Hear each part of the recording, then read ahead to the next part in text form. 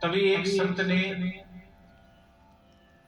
पीछे से आवाज लगाई, घूम करके देखा तो एक संत खड़े हुए थे। उन संत ने देख करके कहा कि अपने प्राण त्यागना चाहते हो, आत्मदाह करना चाहते हो? क्योंकि आत्महत्या करना के जीवन में जब कठिनाइयां आती हैं कि हम कितनी बार सोचते हैं। यहाँ पर एक ये बड़ी बात समझने की है कि लोग सोचते हैं कि हम जो जीवन में ज्यादा जब परेशानी आ जाती है, दुख आ जाता है, तो कभी कभी व्यक्ति के मन में आता है कि चलो हम इस घर परिवार को छोड़ करके चलते हैं। कभी कभी मन में आता है कि परिवार को छोड़ करके चला जाए। और संत महात्मा ने भी कहा कि देखो, आत्महत्या कर रहे हो, लेकिन आत्महत्या करने का काम जो होता है कायरों का होता है। जो कायर होते हैं वो आत्मदाह करते हैं। यदि जीवन में कोई कठिनाई भी आती है तो उस कठिनाई का हमको सामना करना चाहिए, ना कि आत्मदाह करनी चाहिए। जब इस प्रकार की बातें कही तो आत्मदेव जी ने कहा कि एक बात बताइए, मैं आखिर करूं तो क्या करूं? एक संतान का सुख नहीं है, घर नहीं जा सकता, बाहर नहीं जा सकता। संत ने आत्मदेव की ओर देख करके कहा कि हम तुम्हारे मस्तक की ओर देख रहे हैं, तुम्हारे तो 7 जन्मों तक भी संतान का सुख नहीं। और जैसे इतना सुना तो हाथ जोड़ करके कहा, मैं इसी जन्म से दुखी हूं, आप 7 जन्मों की बात करते हैं। और बराबर में पत्थर पड़ा हुआ था जिस पर अपने सर को देकर के मारने लगे। और जब पत्थर पर सर को देकर के मार रहे थे तो संत को दया आ गई। संत ने उठा करके एक फल लिया और फल प्रसाद लेकर के आत्मदेव जी को पकड़ा दिया और कहा कि जाओ, जाकर के ये फल प्रसाद अपनी धर्मपत्नी को खिला दो, तुम्हारे यहाँ भी पुत्र की प्राप्ति होगी। बड़ा मन प्रसन्न हुआ। लौट करके घर आए, धर्मपत्नी धुंधली को देखा, देख करके ये फल दिया, कहा कि स्नान आदि से निवृत्त होने के बाद इसको खा ले, हमारे यहाँ प्रभु की कृपा होगी। अब धुंधली अज्ञानता में आकर के धुंधली ने क्या किया कि उस फल प्रसाद को तो रख दिया मंदिर में, और अपनी बहन के यहाँ जाकर के बहन से पूछा कि बहन देखो, अपनी छोटी बहन से कहा कि बहन, मैंने सुना है कि शिशु को जन्म देने की पीड़ा से स्त्री अपने प्राण त्याग देती है। अब उसने कहा कि बहन ठीक सुना है। तो बहन देखो, मैं इस पीड़ा से, इस कष्ट से तो नहीं गुजरना चाहती। अगर मैंने उस फल को खा लिया तो मुझे संतान होगी, उस कष्ट को झेलना होगा। तो देख बहन, तेरे यहाँ तो वैसे भी इतनी संतान है, और अब की बार जो तुझे संतान होने वाली है तो वो मुझे दे देना, और उसके बदले में तुझे कुछ धन दे दो। अपनी छोटी बहन के यहाँ से अपनी छोटी बहन का पुत्र मांग करके ले आई, और जो संत महात्मा ने जो प्रसाद दिया था, जो फल प्रसाद दिया था, उसको गौ की खोर में जाकर के डाल दिया, जिसको गौ माता ने खा लिया। बहन के यहाँ से पुत्र मांग करके लाई थी, और भैया धुंधकारी उसका नाम हुआ, क्योंकि धुंधली का इतना प्रेम उसके प्रति बढ़ चुका था कि उसने अपने प्रेम के कारण धुंधली ने अपने पुत्र का नाम धुंधकारी रख दिया। और गौ माता ने जिस फल प्रसाद को खाया था, तो गौ माता ने भी एक शिशु को जन्म दिया जिसका शरीर मनुष्य के समान था और कान बड़े बड़े गौ के समान थे। हम भागवत भी अगर आपके घर पर होगी, जब आप देखते होंगे ना भागवत को खोलकर, उस पर गौ करण जी बने हुए आते हैं। वहां पर कान बड़े बड़े गौ के समान है, शरीर मनुष्य के समान है, शेष मनुष्य हैं लेकिन कान गौ के समान है। गौ का पुत्र होने के कारण जिनको कहा गौकर्ण, गौकर्ण और गौकर्ण जी बड़े धर्मात्मा है। पाठशाला में शिक्षा ग्रहण करने के लिए भेजा, और जब पाठशाला में शिक्षा ग्रहण करने के लिए भेजा, जो धुंधकारी है, अब वो क्या किया करता था कि पाठशाला में जितने भी गुरुजन थे सबके सामग्री बिखार दिया करता था, फल प्रसाद आदि भोग के लिए जो आता था उसको ग्रहण कर लिया करता था। गुरुजनों ने धुंधकारी को पाठशाला से निकाल दिया। घर लौट करके आया, अब माता ने देखा कि तुझको पाठशाला में होना चाहिए, आकर के अपनी माता से झूठ बोल दिया कि माता मैं तो बड़े प्रेम भाव से पाठशाला में शिक्षा ग्रहण किया करता था, लेकिन गुरुजनों ने ही मुझे बाहर निकाल दिया। अब माता ने कहा कि कोई बात नहीं, पाठशाला में तुझको नहीं पढ़ने देते तो घर पर ही रह। एक दिन घर पर बैठा, 2 दिन बैठा, तीसरे दिन घर से बाहर निकला तो क्या देखा कि कुछ व्यक्ति बैठ करके जुआ खेल रहे थे, उनके पास जाकर के बैठ गया। 1-2 दिन जब वहां पर बैठा, उन्होंने कहा भैया रोज खाली हाथ आकर के बैठ जाते, कुछ लेकर के आया कर, खेला कर साथ। अब जुआ खेलना प्रारंभ कर दिया, धन उस जुए में हारने लगा, उधार मांगना प्रारंभ कर दिया, चोरी करना प्रारंभ कर दिया। कर्जे वाले रोज घर पर पहुंच जाते हैं, आत्मदेव जी है क्या? अब आत्मदेव जी ने देखा कि पहले संतान नहीं थी तो दुखी था, और अब संतान मिली तो ऐसी कि इससे अच्छा तो मैं बिना संतान के ही ठीक था। संतान भी मिली तो इस प्रकार से। आत्मदेव जी ने धुंधकारी से कहा कि देख तू जुआ खेलता है, उधार मांगता है, जानता है कर्जे वाले रोज घर पर आ जाते हैं, क्या तुझको ये शोभा देता है? अब धुंधली दौड़ करके आई। धुंधली ने कहा कि हर समय मेरे पुत्र को कहते हैं कुछ धन मांग भी लिया तो लौटा दे, अपना ही तो पुत्र है। अब सोचा कि इस घर में तो अपने पुत्र को भी कुछ नहीं कह सकता, तो इस घर में रहने का लाभ क्या है? खुद का पुत्र जुआ खेलता है, मदिरा पान करता है, और पुत्र को यदि कुछ कहता हूं तो धर्मपत्नी रोक लेती है, अर्थात कि मेरे पुत्र ने इस घर को नरक बना दिया। मन तो करता है कि इस घर को छोड़ करके चला जाऊं, लेकिन घर को छोड़ करके जा भी नहीं सकता।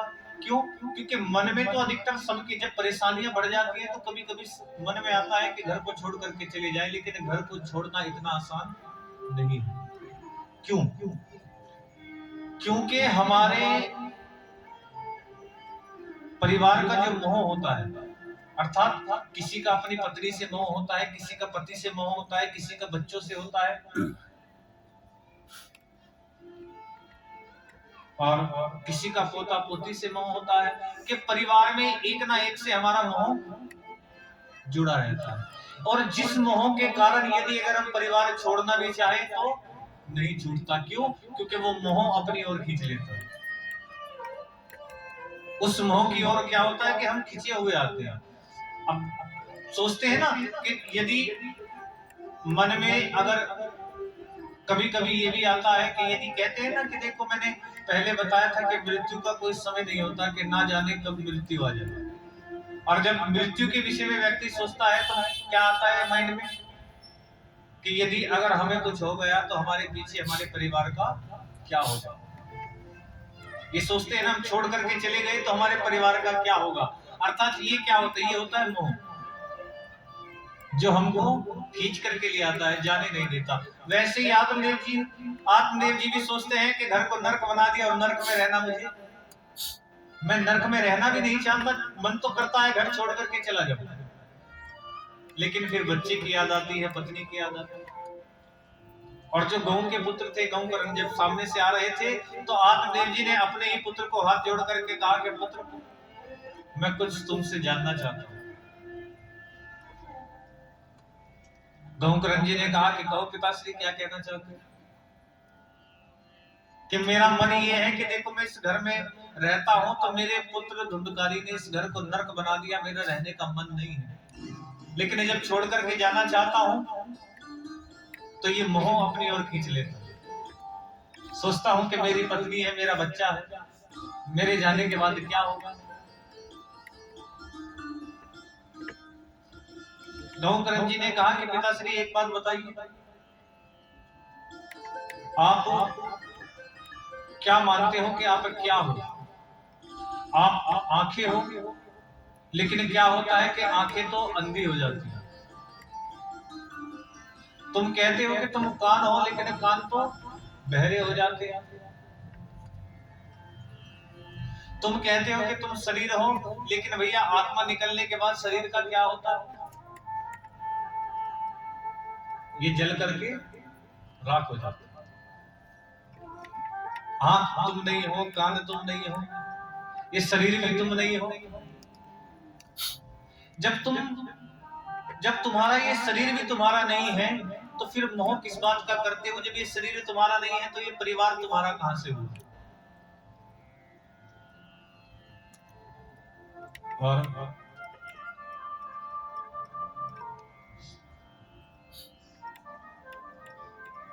भगवान ने भी, हम देखते हैं यदि अगर हमने गीता को पढ़ा हो, सुना हो, गीता का अर्थ क्या है, भगवान ने अर्जुन को क्या समझाया?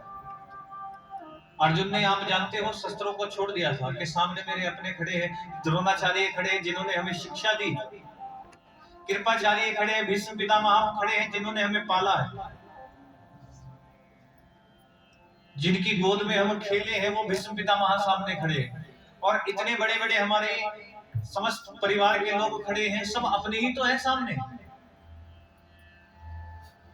तो भगवान ने यही कहा कि अर्जुन देखो, तुम सोचते हो कि सामने तुम्हारे अपने हैं, पता नहीं कितनी बार तुम्हारे अपने बन चुके हैं।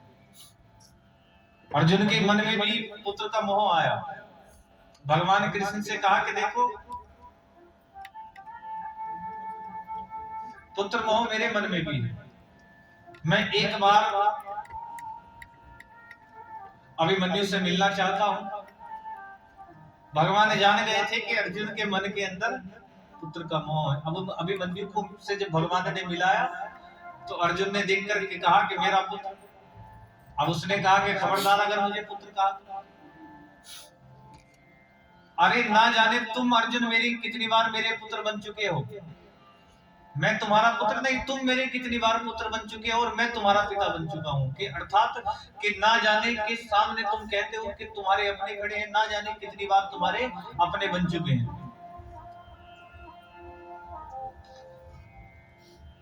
और हमें शिक्षा भी यही मिलती है वहां से कि अगर हमें धर्म के लिए अपने के भी विरुद्ध जाना पड़े तो उसके लिए पीछे नहीं हटना चाहिए। भगवान कहते हैं कि अगर अच्छी बात के लिए, धर्म के लिए, यदि अगर अपने व्यक्ति के, अपने परिवार के विरुद्ध भी जाना पड़े तो उसमें भी पीछे नहीं हटना चाहिए। और तुम पिताश्री सोचते हो कि तुम्हारा तो शरीर भी नहीं है तो ये परिवार तुम्हारा कहां से हो? सबसे सर्वप्रथम देखो, एक पुरुष का धर्म क्या क्या होता है। गौकरण जी ने कहा कि पिताश्री, यदि अगर पुरुष का धर्म जानना चाहते हो तो पुरुष का धर्म होता है अपने माता पिता की सेवा करे, ताकि उसके बच्चे भी देख करके उसको सीखे कि माता पिता की सेवा किस प्रकार की जाती है। अपने माता पिता की सेवा करे, उनके कहीं अनुसार विवाह करे, गृहस्थ जीवन अपनाए, विवाह करे, अपनी पत्नी को खुश रखे, अपने बच्चों को खुश रखे, उनको पढ़ाए लिखाए, अच्छी एजुकेशन दे, उनको अच्छे मकान बना करके दे। ये एक पुरुष का क्या हो गया? धर्म। लेकिन यही मेरा सब कुछ है, मैं इसके बिना जी नहीं सकता, तो ये क्या हो गया? ये धर्म नहीं। धर्म, अधर्म और परम धर्म, इन तीनों में बड़ा अंतर होता है। कि धर्म क्या है? धर्म की यदि अगर हम बात करें, यदि अगर हम जो अपने जीवन में जो कार्य करते हैं वो होता है धर्म।